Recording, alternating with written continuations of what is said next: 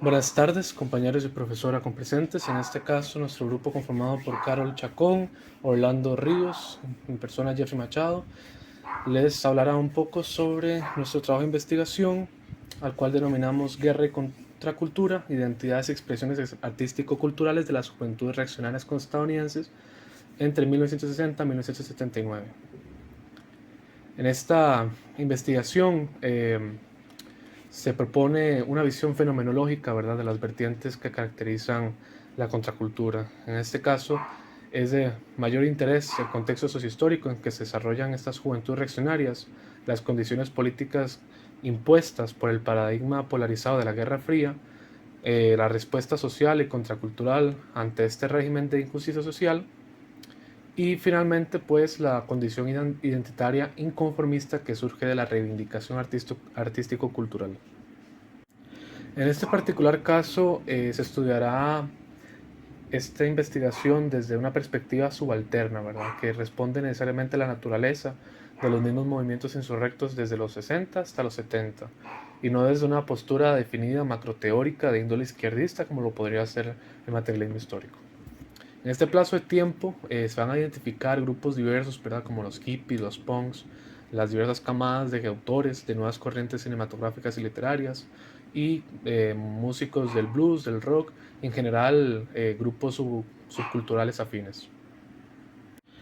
En este primer apartado del desarrollo, el cual se denomina contenido por comunicar, eh, es necesario mencionar que este contenido que se va a transmitir está sujeto a un influjo sociohistórico, ¿verdad? Que es necesariamente este paradigma polarizado de la Guerra Fría. Eh, Esta insurrección juvenil está ligada a la configuración de un complejo y distintivo espectro artístico-cultural que es de particular interés para la presente investigación. O sea que este fenómeno de la cultura de masas, también como también se le denomina a los movimientos contraculturales, se va a visualizar como respuesta ante ese conflicto, a ese contexto conflictual en Vietnam, ¿verdad? Así como la crítica que se le hace al status quo, ¿verdad? Ese estilo de vida idealizada del American Dream, ¿verdad?, que supuso ese periodo de prosperidad en la sociedad norteamericana tras la Segunda Gran Guerra, sobre todo a partir de los años 50, ¿verdad?, cuando ya Estados Unidos se había instaurado como la principal potencia tras haberse convertido como el gran victorioso de la campaña bélica mencionada. Pues bien, es de mencionar que con el advenimiento de las fricciones entre las altas esferas de poder entre Estados Unidos y la Unión Soviética, característicos de este periodo, como bien digo, de la Guerra Fría, fueron promovidos algunos proyectos políticos, ¿verdad?, que estaban dirigidos a la contención de las ideologías opositoras. Los modus operandi, ¿verdad?, de ambas potencias residieron en la creación de alianzas diplomáticas, ¿verdad? Y esto ya no crearían solamente adeptos o subordinados, sino que tomaba ventaja de una potencia sobre la otra en el juego sucesivo de la geopolítica internacional. Por consiguiente, digamos, cualquier ventaja, por más ligera que fuera, eh, que supusiera un avance con respecto al otro, era bien recibido. De esa manera, y bueno, y por eso es que eh, en este periodo las conversiones a estados de guerra fueron condiciones comunes, ¿verdad? Sobre todo aquel que es de suma importancia para este tema de investigación, que es el ingreso de Washington a Vietnam, ¿verdad?, al conflicto vietnamita. Y esto también incluye los recursos, ¿verdad?, tanto materiales como humanos, que fueron destinados a aquella contienda sanguinaria, y pues así como la derrota irremediable eh, que significó un golpe duro en la conciencia, pero sobre todo en el orgullo de los mismos norteamericanos. Todo eso es de lo que se enmarca esta investigación. Ya el hecho de que una guerra de tal magnitud fuera el principal foco de la clase política, completamente nublada por la ambición y los esfuerzos hegemónicos, fue razón suficiente para que las nuevas generaciones despertaran, ¿verdad?, con un sentido de rechazo contundente por el sistema establecido y por todo lo que éste representaba, ¿verdad? Sin embargo, ya con el eventual fracaso de Estados Unidos en Vietnam, los efectos en la sociedad del momento se convirtieron en una auténtica inflexión coyuntural única en su categoría. Se pudo observar como hubo un declive simbólico sobre la idea de la política institucional, la desaprobación colectiva sobre la gestión gubernamental y de sus figuras más inmediatas. Pero esto todo repercutió severamente en el concepto social, ¿verdad?, que se había obtenido sobre los soldados y demás personal militar que había retornado de justamente de haber prestado sus servicios en el conflicto bélico. Pues según se entiende, era preferible la muerte de estas personas antes que la aprobación de sus actos deshonrosos o de cobardía que habían castigado la integridad de la nación. Aunque ya durante el contexto de guerra, ¿verdad? Antes de la conclusión de la guerra como tal, ya se veía cómo los jóvenes se organizaban para denunciar los eventos políticos que habían acaecido hasta ese momento. De esa forma, los hippies y en general la comunidad pacifista estadounidense trataron de abogar, ¿verdad?, por una, digamos, abogaron por el detenimiento de la guerra, ¿verdad? Y, y esto lo hicieron a través de las manifestaciones, de las huelgas de hambre. También hubo un sector que se dedicó a, o sea, un sector del movimiento de la contracultura que irrumpió con los esquemas culturales, ¿verdad?, que hasta ese momento se han establecido y usó como plataforma de transmisión de su mensaje de paz y desconformidad con las políticas intervencionistas del periodo las expresiones artístico-culturales. También es de importancia mencionar, ¿verdad?, que también posterior a esta conclusión de la guerra hubo grupos dedicados a la labor de la sensibilización de la imagen del soldado estadounidense, ¿verdad?, que había prestado sus servicios en Vietnam. Esto sobre todo se descubrió por las terribles secuelas psicológicas que habían sido derivadas en la mayoría de los casos del estrés postraumático, ¿verdad?, que generaba que generaban en los soldados estadounidenses al ser expuestos a tales eventos traumáticos. Y esto se dio, ¿verdad?, porque hubo una condena, ¿verdad?, una condena pública que invisibilizó y marginalizó a estas poblaciones de las dinámicas sociales. Pero afortunadamente, como ya dije anteriormente, las expresiones artístico-culturales suscitadas, sobre todo en la industria cinematográfica con la American New Wave o también la denominada Nuevo Hollywood, recogieron el testimonio de estos veteranos y reinterpretaron y reivindicaron su rol, ¿verdad?, en el contexto de la guerra. Y ya no se veían desde la óptica de grandes detractores de la patria, sino como unos simples peones que habían sido utilizados a conveniencia de una.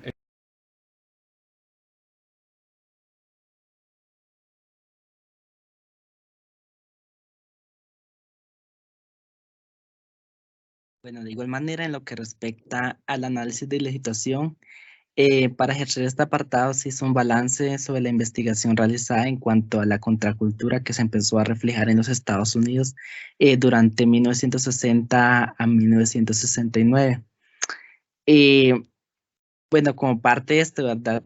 Se hizo, para ello, ¿verdad? Se enfocó en la búsqueda de fuentes con el fin de averiguar qué vacíos de informaciones se refiere, bueno, en relación a esta temática como tal, lo cual principalmente se tomó tres fuentes principales, por decirlo así, para el análisis y el estudio de esta temática como tal.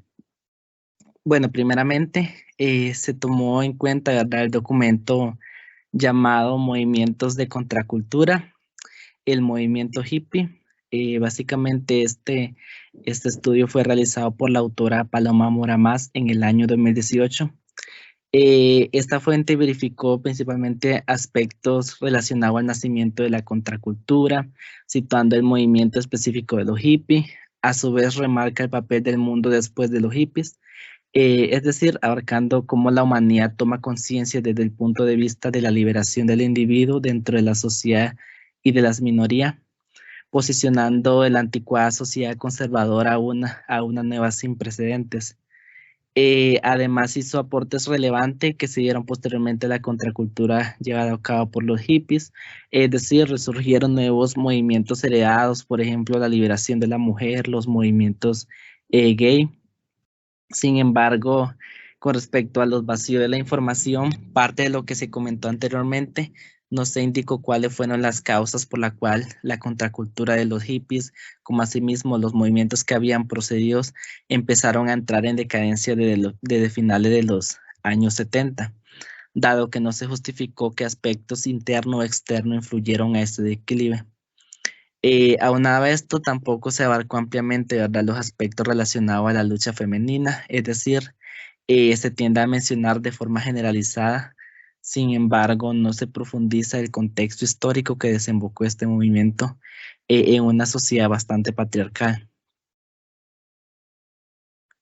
Por otro lado, se tomó también el libro denominado El nacimiento de una contracultura del autor Theodore Roszak, realizado en el año 1968. Básicamente este aludió a temas como los hijos de la tecnocracia, la dialéctica de la liberación, la búsqueda de la utopía y el mito de la conciencia objetiva. Es notable comprender, ¿verdad?, que estos aspectos de alguna manera se orientó al abordaje de la contracultura, un término que si bien cobró relevancia en las décadas de los 60 y 70, especialmente con el nacimiento del pleno auge tecnocrático, un movimiento de los hijos privilegiados de la sociedad, pero por ahí sí que fueron unos movimientos bastante caóticos y balbucientes. Para ello se hizo énfasis también en el constante rechazo que tuvieron la juventud en los países sumamente desarrollados, es decir, la posición que se empezó a percibir hacia las tendencias culturales impuestas y por tanto dando cabida a una manifestación en las calles para debatir sobre lo que era la justicia, la paz y la libertad personal como elementos que fundamentaban ese descontento radical hacia dicha estructura.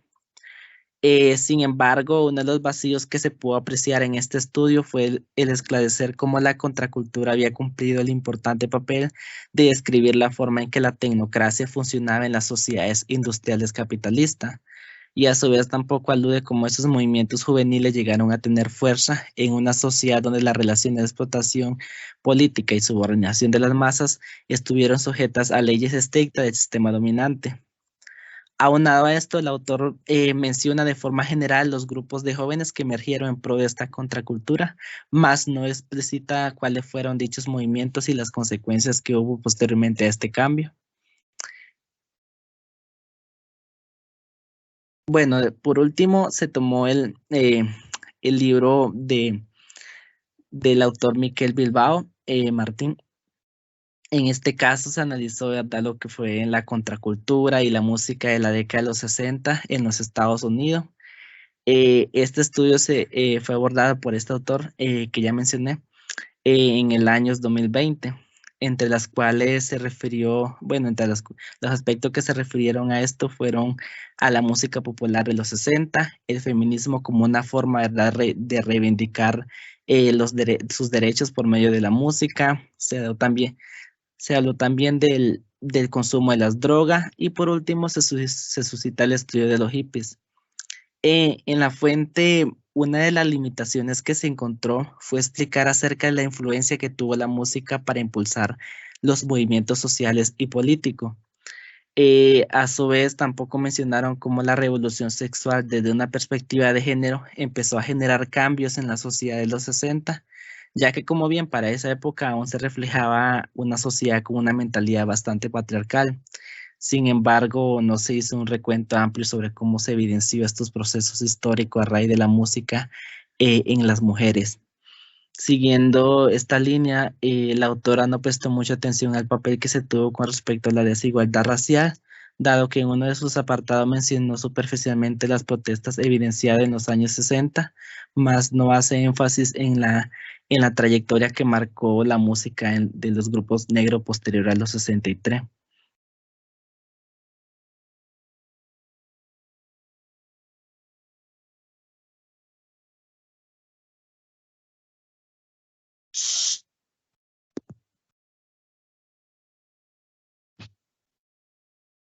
Descripción del público meta.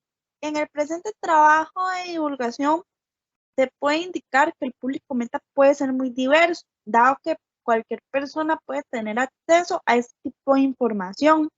Sin embargo, se puede aludir que en el caso específico, el público meta pueden ser aquellas personas que tengan un interés en temas referentes a la historia, el arte, la cultura, la música y los movimientos sociales.